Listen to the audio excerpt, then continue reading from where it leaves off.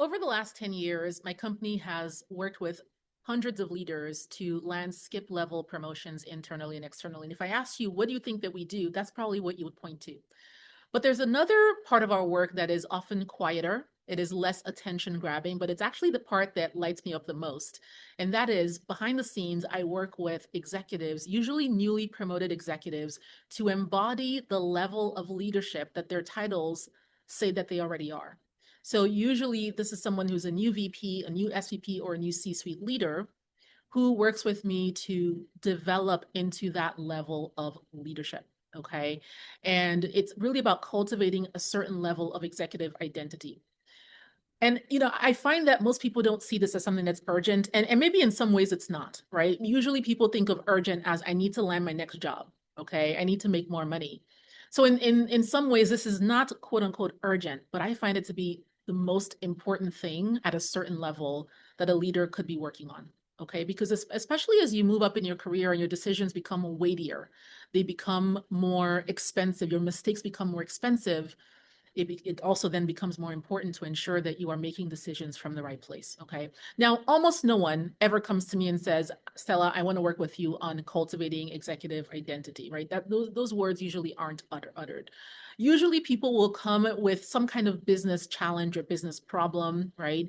And we'll start talking about that business challenge.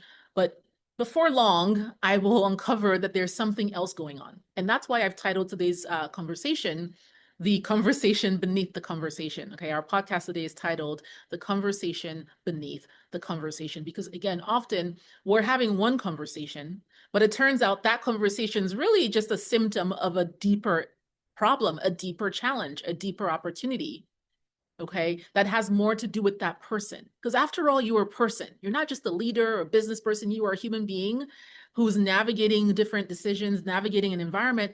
And oftentimes, the work that we end up doing has a lot to do with that person so that they are able to fully step into the role, fully step into those shoes and embody that level of leader that their title already says that they have. Okay. So again, no one comes in with the problem about their identity. They come in more with a business challenge, and we end up going a bit deeper because we find that that business problem is really a symptom. It's a symptom of something bigger, something deeper. And once we solve that something deeper, that the ripple effects are huge. They then become the kind of leader who can lead through situations that are exponentially more challenging. Okay. So I want to do this by sharing with you, I want to talk about this and the importance of this by sharing with you the story of someone that I worked with. And I actually had to get her approval to share this because, the thing about these conversations and the nature of this kind of work is that it is usually more personal. It's more personal than landing a promotion. It's more personal than, landing the job. The behind the scenes of all of the internal work, the inner work, I like to call it, becomes a bit more personal. In fact, I have some clients who have termed this career therapy, and I have a love-hate relationship with that term. In some ways, there are some elements of it that are similar to therapy in that we are excavating. I ask a lot of questions. There's a lot of digging and connecting dots on things. But it also diverges, I would say, pretty dramatically from what standard therapy looks like, because we go very quickly into action. Okay, we go very, very quickly into action versus staying in this long process of excavating. And we don't do any of that. We don't go into the whole like, tell me about your childhood. No. Okay. This is really, we go deep, yes, but then very quickly we identify the opportunity and we focus the rest of our time on taking the action that then embeds that then allows them to become that person in practice. So hopefully that's clear. So let me share with you this example of a woman leader who I worked with. And I have, by the way, I don't want you to hear this example and think, well, I'm not at this level, so this doesn't apply to me. I want you to get the spirit of this because this will apply to you really no matter what level you're in. Okay. So she was a vice president at a well-known Fortune 500 company. And she had been given a stretch assignment by the C-suite to lead innovation, to lead the transformation of their innovation pipeline, process, products, all of it. Okay. And very shortly after she got this assignment, she started to really deliver significant results. Her first major launch was gangbusters. Okay. It was successful by every definition. And it gave her a huge amount of visibility. She already had a lot of visibility going into this, but it just tripled her visibility. Road shows, right? A lot of executive communication, executive presentations, board presentations. It really did play a key role in catapulting and fast tracking her to a promotion internally to SVP. So very quickly on the heels of this win, she became promoted to senior vice president. And at the time, there were lots of other VPs across the business who were not pleased about this because they had been waiting. People were being told, there's no budget. You got to wait for such and such person to retire. You are under succession plan. But here's this woman who has come in and in no time flat is now a senior vice president. Okay. Okay. So I give you all that to now say she lands the promotion, and months after the promotion, one of her biggest opportunities in terms of the innovation work that she was leading started to flounder, okay, significantly, actually. It became really unfavorable really quickly, all right? Exploding costs, missed deadlines, huge vendors falling through completely, like overnight, legal IP issues, bad press, you name it, you name it. Everything that could go wrong was starting to go wrong. Okay. Everything that could go, she went from having strong, like positive visibility to what started to feel like exposure. In our last episode, I talked about the difference between visibility and exposure. This started to feel like exposure really quickly. Okay. The board was all over it. She was feeling very exposed.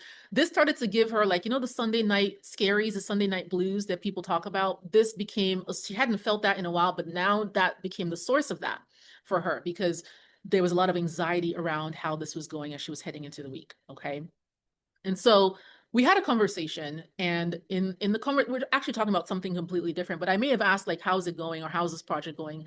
And she says, I think I'm gonna delay it, or I'm gonna recommend that we delay the project or reevaluate the project, something to that, if something that was akin to essentially delaying or killing the project. Okay.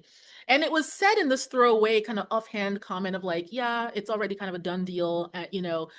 She said the ROI isn't there anymore. The juice isn't worth the squeeze.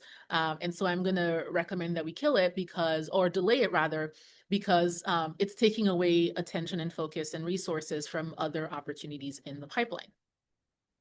And so while she didn't ask me, whether to kill it or not, it almost seemed like she had made the decision. And this is where I want to slow the story down so that you can hear what this work looks like and sounds like in practice. I asked a series of questions, which is generally what I do. I ask a lot of questions. And so one of the questions I asked her after, it was probably like the fourth or fifth question, is I said, if the project had been going spectacularly, would you be recommending this? Would you be recommending delaying, canceling, killing, reevaluating the project? And she paused for a while. At first, she actually, in truth be told, at first she said, "Oh yeah," because it's not what's best for the business. It's just. And so I asked a few more questions to pressure test that, and that's when she got kind of quiet and she said, "Yeah, I have to think about that one. I have to think about that one." Okay. And it turned out, here's the thing, she could have made a solid case to kill it. She already had a solid case to kill the project, to delay the project, to reevaluate the project. Okay. She probably could have convinced her leadership based on the data that she had. She had data she could make that data be conclusive. She could have a solid recommendation to the business that this was not the thing for us to be focusing on. She didn't have a crystal ball. Nobody had a crystal ball. This product did not exist in market. This innovation that she was looking to launch did not exist. Nobody else had it. So she could say, this is a bit of a pipe dream. This is a bit of a pie in the sky. Like, it's not going to work. In the meantime, we have some other opportunities that are going to deliver fruit in the next year that are, coming along a lot easier and better and faster. So I recommend that we table this and then we go to the other thing. Nobody would have batted an eyelid. Nobody would be any wiser. People would be none the wiser had she made this recommendation. Okay. But she would have known, this is what I want to get to. She would have known, deep down, she would have known that this was not just about the data being conclusive or ROI or any of the other things that she was saying. Okay. This was a decision that was born, at least in part,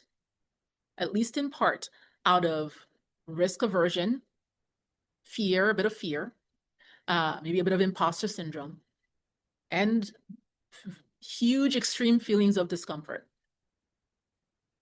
That's what was underneath this recommendation. Yes, the project was not going well. Nobody could argue that. But it wasn't just that it wasn't going well. It wasn't going well, and that's leading to all these other things that I'm feeling and experiencing. And so it would just be easier to relieve that pressure by getting rid of this thing for now. You see that? And because the data could be made to support it, because she'd already built a certain amount of trust with her leadership at that point, they probably would have gone for it. Okay? But let's talk about the conversation beneath the conversation, the one that nobody leads with. Okay? She had just been promoted for doing really solid work. She was known to be a constant hypo in the business. Okay? And so she had actually never had any failures. Yeah, you have a small project not happen fast enough, or not deliver the same amount that you promised people it would deliver, but nothing this big. So to have this failure, quote unquote, happen or be happening or look to be happening right on the heels of a promotion, right on the heels of constant praise that she'd been getting from the business for years, from really her entire career, that was really uncomfortable. It also turned out that she thrived solving a certain kind of problem. I don't want it to seem like she only thrived when there was praise. Like, yes, there was praise, but there were also lots of, you don't get to that level without some challenging conversations and criticism and all of that. But she had solved a certain kind of problem, and she'd been known for solving a certain kind of problem. And I would consider that problem more univariate, like, not as complex. One major variable, maybe some smaller variables, but one major variable, you solve it one time, you solve it with this, and boom, it's done. This was a different level of problem solving. This project represented what I like to call the worst game of whack-a-mole, right? It's not that simple. It is complex, it is hairy. Okay, it's ever evolving. It is fraught with uncertainty and ambiguity, and everyone has an opinion. Okay, and so much of it is outside of yours and your team's control, right? Now we're talking about a multivariate problem. And she, unknown to her, or not, she had not really done much of that. At the level that she had operated, she had solved what some would consider mostly simple problems. And that makes sense for the level that she was in. Now, of course, an analyst wouldn't consider the problem she was solving to be simple, but you see how for the level, you have to elevate that, right? So you have somebody who's been promoted rapidly. You have somebody who everyone's like, this is the golden child. This is the person that we're going to bet on. This is the person we're going to promote over all the other VPs who've been here longer. This is the person we're going to risk, higher levels of attrition on the rest of our VP bench. You see how that can create a certain kind of feeling in someone of like, I've got to prove everyone right. I've got to make sure I keep going. I've got to make sure I'm delivering at this level, or else people will say, isn't that the person that just got promoted? Do you see how that can happen? And none of it is stated. All of it is under the surface, under the conversation, beneath the conversation. It's not being posted on LinkedIn. This person's not going to lead with that on their LinkedIn. And yet it is driving the bus. It's driving the bus. Okay. So again, she had a certain comfort level with a certain kind of problem. She was a new VP, or rather a new SVP who'd just been promoted, and that was making things really interesting.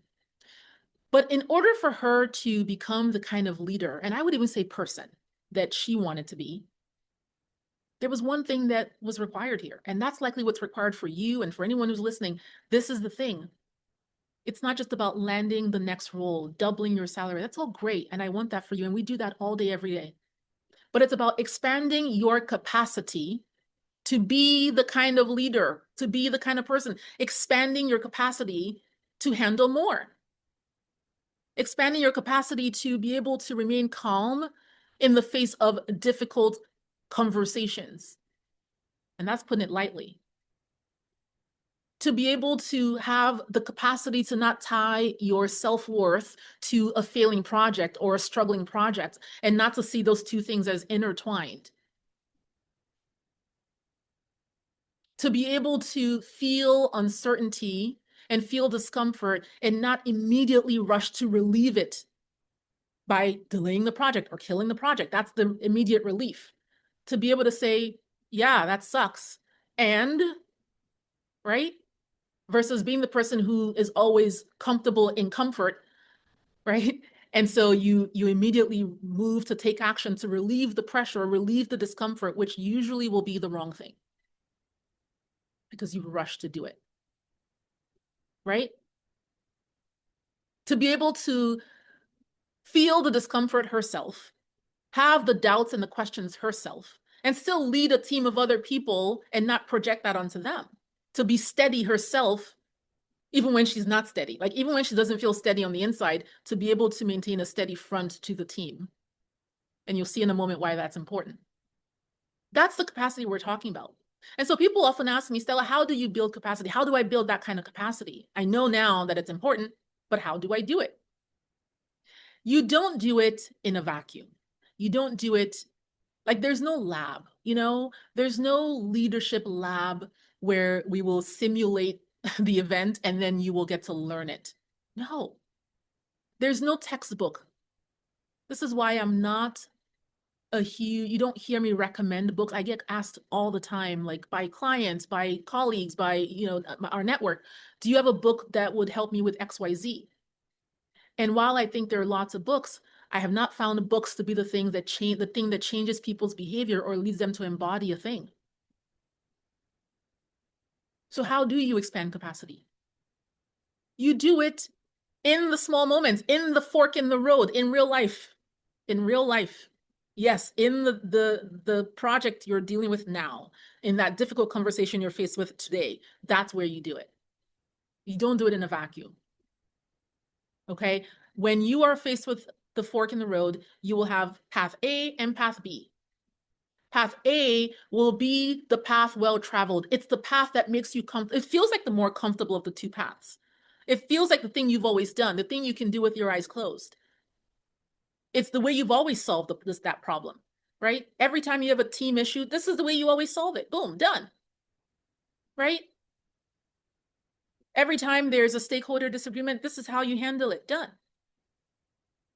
Every time you make a decision on whether to go with the product or not, this is how you do it. So that's the road well traveled. That's the path you're accustomed to. And it just leads you to what you already have been doing. That's your current level of leadership. It's your current awareness.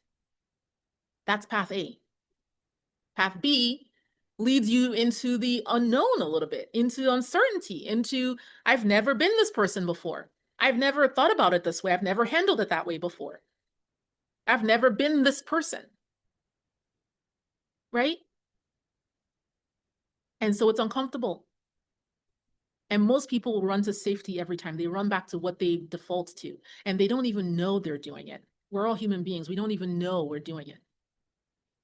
Right? I'm not above this. I've had my own encounters with this myself all the time, actually. I have a role within my company that I'd had some difficulty filling sustainably. I'd fill it, it wouldn't work out. I'd fill it, it wouldn't work out. Back, you know, boom, all the time. Like, I mean, over years. And so my default was to be like, do I even need this role? You know, like we can just do XYZ and be done with it. But that's my old level. That was my old level. The new level says, if we could fill this role and find the right person for it, would I want to kill the role? And what do I need to do now? Do you see that? So there's so many moments. In this case, for this particular person, her moment was, this project is challenging. This project is having unprecedented levels of perceived failure. I'm associated with it. I've never been associated with anything this bad, right? I kind of want to just get rid of it and go back to my strong hand. Go back to the things I know I'm good at, the kinds of product innovation I know I can do in my sleep, and just keep winning. But that would not have been the right call. And the key here is the higher up you go, and this is the thing I want you to get, the higher up you go, the fewer the people who will and can challenge you. When you were an analyst, manager, senior manager, director, you could count on the cover, the buffer. You can count that if you make a bad call, there's like 10 other people who will see the call before it ever gets to where it needs to go. The higher up you go, the fewer and fewer and fewer and fewer. You got to get it right. You don't have the buffer. You don't have the cover. So in her case, going to her leadership and going to the board and recommending delaying this project, she would have had the data. She probably would have gotten the support to do so. She would have made a strong case because she's accustomed at making strong cases. You are too, right? This makes sense not to do this. Let's do this instead. Let's take the money, put that here, done. Okay. So because she had the right counsel, because we were working together to pressure test her thinking, because she had somebody who could challenge her thinking, whose only interest was in ensuring that she did not default back to her comfort zone, whose only interest was helping her essentially birth this next level, stronger version of herself while doing the work. There's no, again, there's no lab, there's no vacuum. We do it in the day-to-day. She was able to think critically about that decision and then decide differently, stick with it. Make some additional, and that's the benefit of this too, is that I'm not just a coach, I'm a business person myself, right? I've been a leader in the same capacity as she's been. And so we could brainstorm, I could talk about ideas and solutions from a business standpoint as well, not just a personal development standpoint. So all in all, she stuck with it. It wasn't easy. It was very difficult. She lost some team members along the way with this. I mean, there was so much that went on. Fast forward a year later, the product launches successfully. And not too long after that, some of her competitors followed suit and launched something similar or something, yeah, essentially the same thing, okay? But she had gone first. She had gone first. And as you know, going first in the market and business has obvious benefits. She would not have gotten those benefits. She would not have gone first had she not stuck with it, right? Now imagine if this had gone differently. Imagine if she had convinced the company to kibosh the project. Imagine if she had done that. She would have relieved the pressure. She would have felt better. She would have felt that the Sunday night scaries would have disappeared. Case closed. It's delayed. It's not even on the radar. We'll delay for 18 months. We'll reassess whether this meets our criteria. We'll even design this process to evaluate new opportunities to make sure we don't ever go after opportunities like that again. I will now retroactively redesign our criteria for accepting projects that would eliminate this kind of project. You see how smart we are? You see how like insidious this is? Right? Because I don't want to feel that again. I don't want to expose my team to that, right? I don't want us to waste our time doing this. But she didn't. She stuck with it. She did the work. It was very difficult. It took longer than they had wanted, but she got it done. She got it done. But imagine if she had not. Well, not only would she not have gone first and gotten the benefits of that, her competitor would have gone. Okay. And then once the news hit that the competitor has launched something similar, what do you think is going to happen? Someone in the C-suite, someone on the board will say, whatever happened to that? Why did we kill that again? Why didn't we do that? How did we sink millions of dollars into this thing only to not win? This was winnable. Why didn't we win it? Or imagine if another SVP comes into the business and picks that up and says, yeah, what's going on with that? Oh, it's stalled. It's dead. I'm going to pick that up. And then they run with it and then they win. Do you see how there's just a variety of circumstances that could come out of this that would not have been in her favor had she delayed or killed the project? Right? And the thing that makes it even more challenging, I would say, is that it wasn't enough that she was dealing with her own personal process on this. She also had team members and stakeholders because everyone has their own angle. That's the thing you have to realize. Everyone has their own angle. So we have team members who wanted to kill the project because this was too much work. This was too much work, not just for her, for the teams that were responsible for actually doing the work. This was a lot, right? The stakeholders, there were some that wanted to kill it too, because they would rather have the status quo. They prefer to just run the same products they've been running. Many of her stakeholders were many of the folks who were responsible for actually producing this thing. They preferred the thing they've been producing for years, but being able to, test something new, introduce something new, that brought in risk. They didn't want to do that. And of course, not a project that was having this many challenges, right? So my point here is that you will have other people who have their own angle, they have their own agenda. You won't always get the truth. If you're relying on it to feel good because there's this choir of people around you all cheering you on, and that's how you know you're making the right call, you won't always have that. You won't always have that. And she didn't.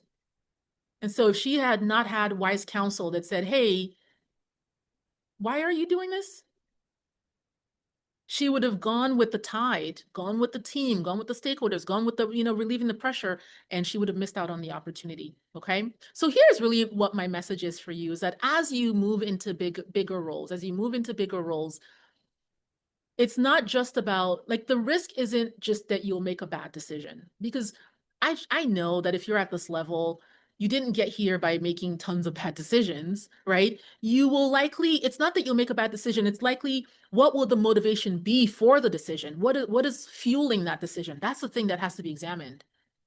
Who is making that decision? The you in your new level or the you from the past? The you from your last role? Who is making the risk averse you, or the you that is like, has a growth mindset? These are the questions, right? And this is why I think every leader needs to have a thought partner. Needs to have a thought partner, a place where you can go to have your thinking challenged, your perspective broadened. Ultimately, you're still responsible for making the call, but somebody who is able to show you those blind spots, who is committed to knowing about you, learning your patterns so they can reflect them back to you in the face of your decision making, right? Because ultimately, business problems, business challenges, they're really a mirror. They're a mirror that reveal where your thinking has still not caught up to your title, has still not caught up to the title that you want, right? That gap is what you want the right thought partner to be able to not only reveal for and with you, but to work with you to close that gap, to work with you to create the space and the container for you to then take the kinds of action that will truly then lead to your embodiment of the role. If this is the sort of thing that you're ready for, if maybe you're somebody who's newly promoted into a role, or that your next role is imminent and you want to become ready for that, not just in terms of, title and comp, but you want to become ready in terms of the embodiment of that role, that's exactly what I do. So go ahead and get in touch with me if this makes sense for you in your career by replying to any one of our emails or sending a note to us at contact@intell.us. Intel is spelled INTELLE. And you can just reply with the words thought partner, okay?